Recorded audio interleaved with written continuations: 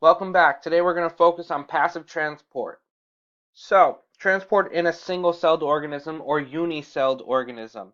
The cell membrane allows materials in and out of the cell in order to maintain homeostasis. So, in a single-celled organism, circulation, there is no circulatory system. It just happens throughout the cytoplasm by cyclosis.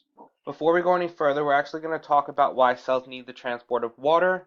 It's part of the life processes. You can't have life without water. Living cells must be constantly surrounded by fluid in some shape or form. Now, granted, we are not surrounded by fluid. Everything internally is surrounded by fluid. So water properties. Water is polar, meaning it has unequal charge distribution. What do I mean by that? If you look at the image to the right, this oxygen molecule is partially negatively charged, versus the two hydrogen are partially positively charged. That's what I mean by polar. Both ends of the molecule have different poles rather than the same. So, moving forward, so I already went over bullet 2. Now, polar ions actually are attracted to the phospholipid heads, which is why you see that arrangement in the cell membrane. You have the heads on the outside of the cell going towards the blood that would be outside, or you also have the second layer heads towards the inside facing the cytoplasm, which is very watery. It has a very high water content. Okay, and the lipids are kind of stuck in between that layer, so that way that they're hydrophobic, they're afraid of water, that way they're not in contact with water at all. One helpful studying tool for this topic would be this nice little flow chart. You've got transport on the top. We're going to cover diffusion, which is high to low, moving molecules from high concentration to low concentration. Does not require energy, and some examples are osmosis, simple diffusion, and facilitated diffusion. On the right-hand side, you've got active transport, where you have molecules going from low concentration to high concentration. It actually requires energy in the form of ATP. And examples are phagocytosis, membrane pumps, and pinocytosis. We're going to cover those later on in the lecture, maybe even the next lecture. So there are two kinds of molecular movement through the cell membrane. You have passive transport, which includes simple diffusion, facilitated transport, or facilitated diffusion, and osmosis. And then on the other end, you have active transport.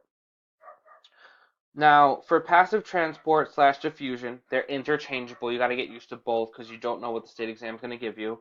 Particles or molecules will always move from a high to low concentration, down the concentration gradient, or going with the flow, as people would say. It does not require any energy. You're just kind of following the pace. So if you're walking on a sidewalk, you're walking on the right side. There's not a lot of traffic. You're flowing. Okay, there's not a lot of effort.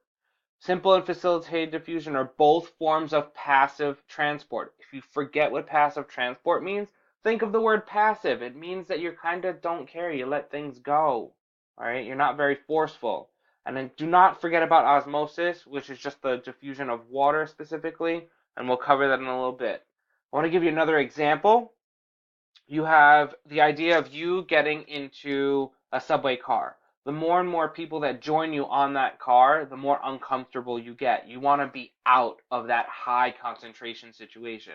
You want to be on the platform where there's a lot more room to move around. These are the three different types of passive transport slash diffusion. You have simple diffusion, you have facilitated diffusion, which I'm going to cover on the next slide, and then I'm going to save osmosis for a separate lecture because it has a lot of vocab that goes along with it. So basically, simple and facilitated diffusion is just, for simple diffusion, is straight through the lipid bilayer. From small molecules such as water, glucose, they can go directly through the lipid membrane very quickly. But then, on the other hand, if you're using the protein channels, that's facilitated diffusion. Think of a protein channel like the tunnels that go to New York City, going back and forth. You've got a lane going in and a lane coming out. Okay, don't forget, we have to have materials we want come in, and we want to excrete or get rid of waste products. All right, that concludes this lecture. Next lecture, we'll just cover osmosis.